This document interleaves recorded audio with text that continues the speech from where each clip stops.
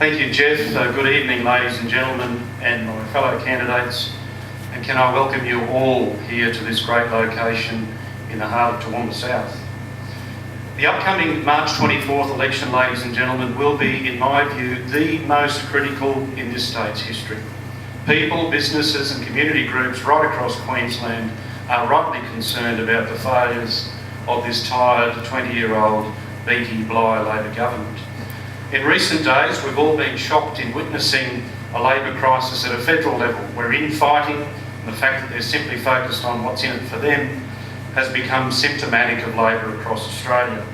That is nowhere more the case than here in Queensland, a state that has lost its AAA credit rating and now labours under the highest rate of unemployment in mainland Australia due to the waste and mismanagement of the Bligh Labor government.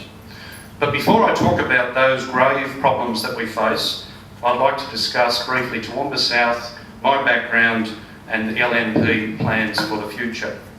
Toowoomba South is one of those very unique seats that has significant issues within its own boundaries, but at the same time a sense of shared responsibility for some broader regional issues given our location and our demographics. We've got in the order of 20 odd schools, something like 14 aged care facilities in Toowoomba South, a couple of cemeteries, a couple of pubs, a couple of golf courses, and of course the East and West Creek catchments. We've got residents who work in rural industries, aged care, education, health, trades, professionals, government services, and of course retail. And they're all people who have been telling me recently that they're concerned about crime, traffic congestion, they feel the cost of living squeeze in Toowoomba South, and they are concerned about their future, be they students, families, singles, retireds or newlyweds. Toowoomba South is where I attended primary school, secondary school, where I was fortunate to be elected captain of St Joseph's College. It's where I've played sport, it's where I've attended university, it's where my wife has taught at various primary schools, it's where I lived as a child at St Henry Heights, Rangeville and Southtown. And it's where we brought our young family back to when we returned to this great city some 20 years ago after working throughout Australia. I understand the cost of living for a family is beginning to spin out of control, as Jeff said. I understand that infrastructure is sadly lacking in our region, and that the state government's complete lack of understanding of the fundamentals of our economy are becoming quite a concern.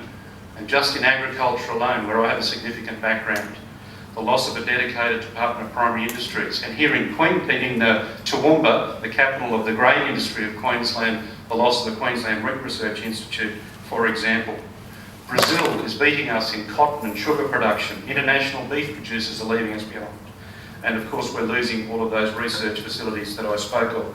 From a local government perspective, ladies and gentlemen, I understand that the amalgamation of councils, which was nowhere bigger than it was in the Toowoomba region, has left our community in disarray. As the chair of council's audit committee, 1,600 staff, an annual budget approaching $1.5 billion, I understand the impact on that organisation, which has an annual wages bill of $100 million per year, and yet it doesn't collect that much in rates.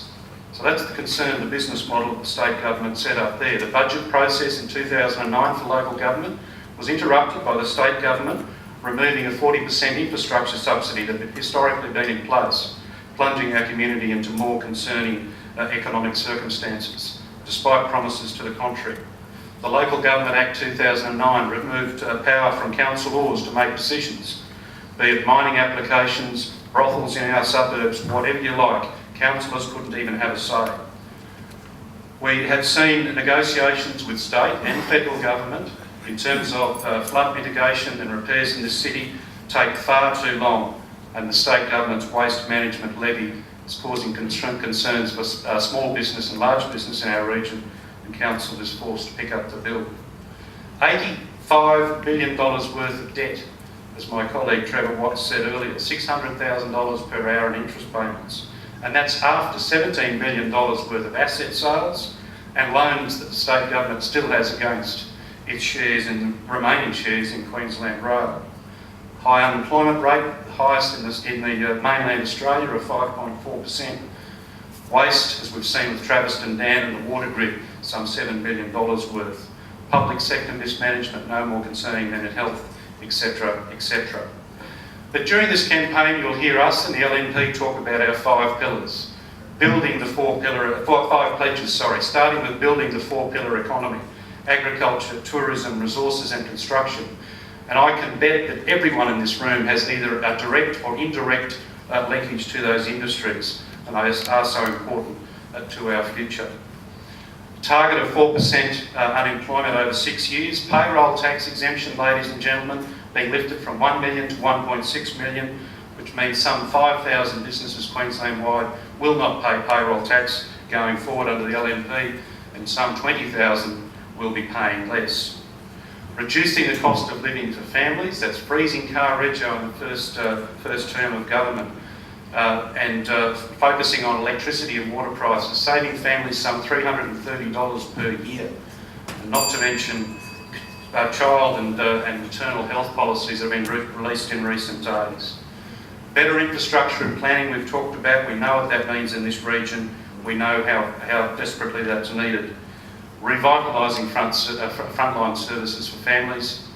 Police and the $275 million police numbers policy released by our party just today will go a long way towards that. And of course, restoring accountability in government. We won't have health ministers who pass the buck and get shifted around. In fact, we'll be back to the days when we had Queensland's best health minister, hopefully my predecessor, Mike Horan, who was accountable in that position. Come the 24th March, it's Anna Bligh or Campbell Newman who's the Premier.